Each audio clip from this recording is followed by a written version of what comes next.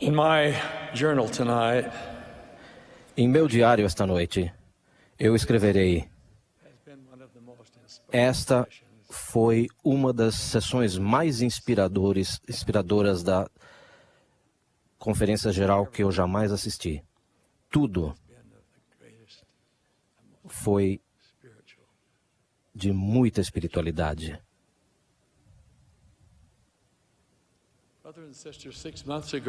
Irmãos e irmãs, há 6 meses, quando nos reunimos em nossa Conferência Geral, minha querida esposa Frances estava no hospital após ter sofrido uma terrível queda poucos dias antes. Em maio, após semanas de valorosa luta para superar as lesões que sofreu, ela passou para a eternidade. A perda foi profunda. Ela e eu nos casamos no templo de Salt Lake em 7 de outubro de 1948. Amanhã seria o nosso aniversário de 65 anos de casamento. Ela era o amor da minha vida, minha confidente leal e minha melhor amiga. Dizer que sinto saudades dela é muito pouco para transmitir a profundidade de meus sentimentos. Esta conferência marca os 50 anos desde que fui chamado para o Quórum dos 12 Apóstolos pelo presidente David O. McKay. Durante todos esses anos, nunca tive nada que não fosse o pleno apoio completo de minha querida companheira.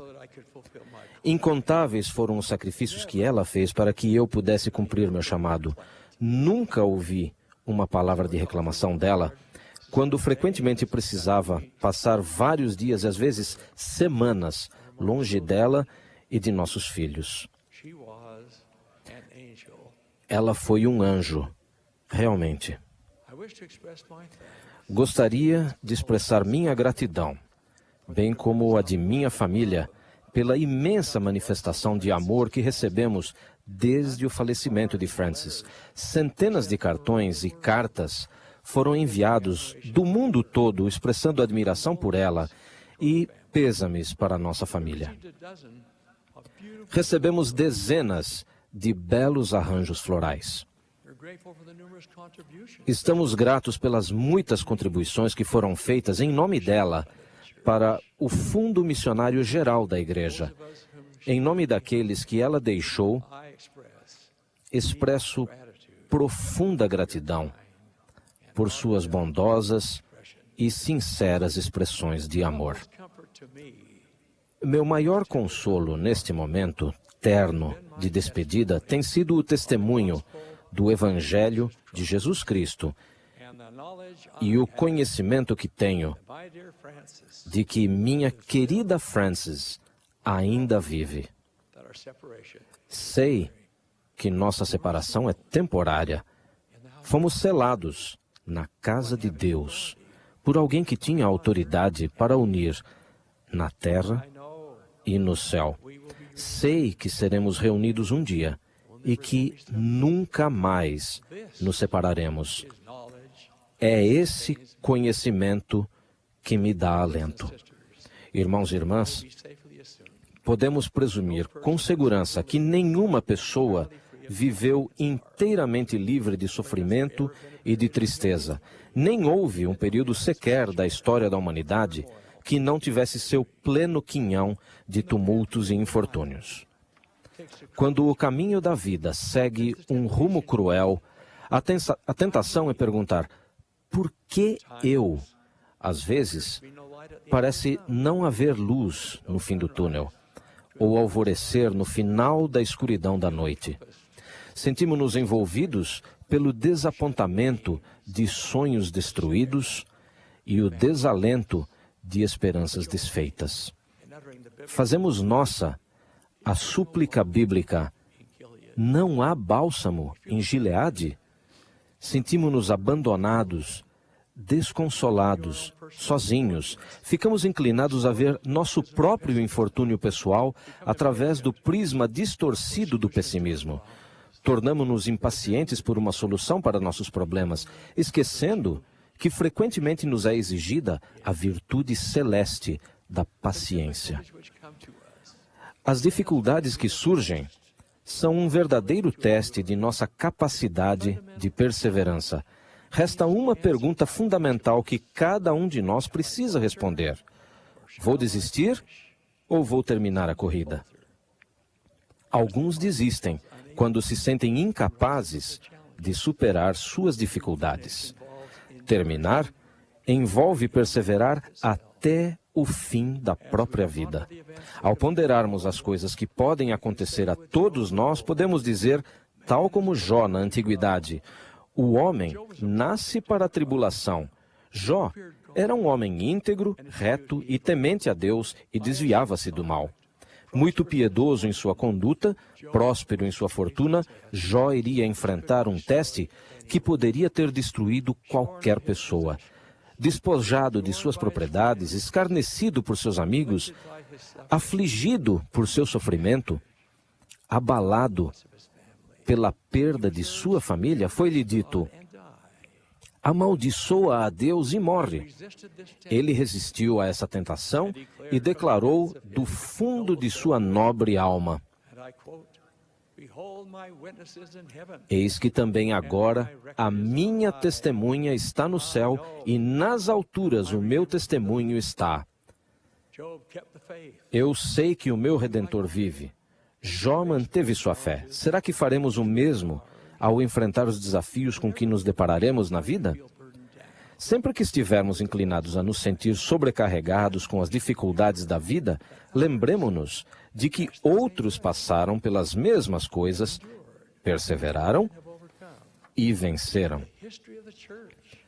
A história da Igreja, nesta dispensação da plenitude dos tempos, está repleta de experiências daqueles que passaram por dificuldades, mas ainda assim permaneceram firmes e com bom ânimo. O motivo disso? Eles colocaram o Evangelho de Jesus Cristo no centro de sua vida. É isso que nos vai impelir para a frente. Aconteça o que acontecer, ainda passaremos por desafios difíceis, mas seremos capazes de encará-los, de enfrentá-los e de sair vitoriosos. No leito de dor, em nosso travesseiro molhado de lágrimas, somos elevados para o céu por esta divina certeza e preciosa promessa: não te deixarei, nem te desampararei. Esse consolo não tem preço. Ao viajar pelo mundo todo, para lugares distantes e afastados, cumprindo as responsabilidades de meu chamado, conheci muitas coisas, em especial o fato de que a tristeza e o sofrimento são universais.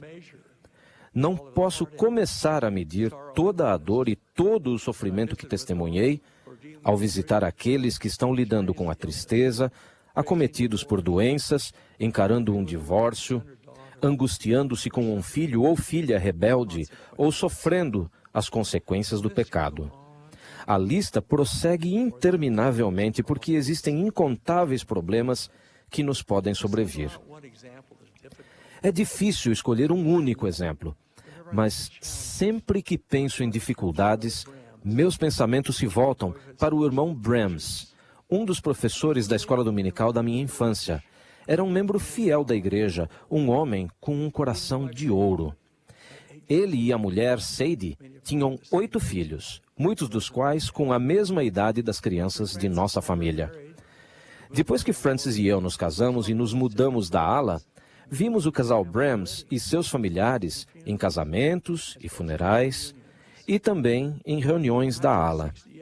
Em 1968, o irmão Brahms perdeu a esposa Sadie. 2 de seus 8 filhos também morreram ao longo dos anos. Um dia, há quase 13 anos, a neta mais velha do irmão Brams me telefonou. Explicou que seu avô tinha chegado à idade de 105 anos. Ela disse: ele mora num pequeno asilo, mas reúne toda a família todos os domingos e nos dá uma lição do Evangelho. Ela prosseguiu, dizendo: no domingo passado, vovô anunciou: meus queridos, vou morrer nesta semana. Por favor, liguem para Tommy Monson. Ele saberá o que fazer.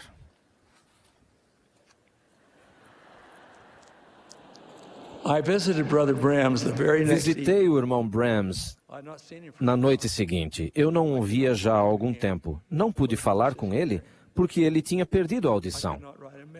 Não pude escrever-lhe uma mensagem porque ele tinha perdido a visão. Foi-me dito que a família se comunicava com ele pegando o dedo de sua mão direita e traçando na palma de sua mão esquerda o nome da pessoa que o visitava. Toda a mensagem tinha que ser transmitida da mesma forma. Segui o procedimento, pegando seu dedo e soletrando em sua mão: T-O-M-M-Y M-O-N-S-O-N,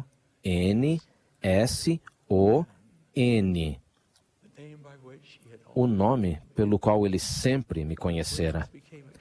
O irmão Brams ficou entusiasmado e, pegando minhas mãos, colocou-as em sua cabeça. Eu sabia que ele queria receber uma bênção do sacerdócio.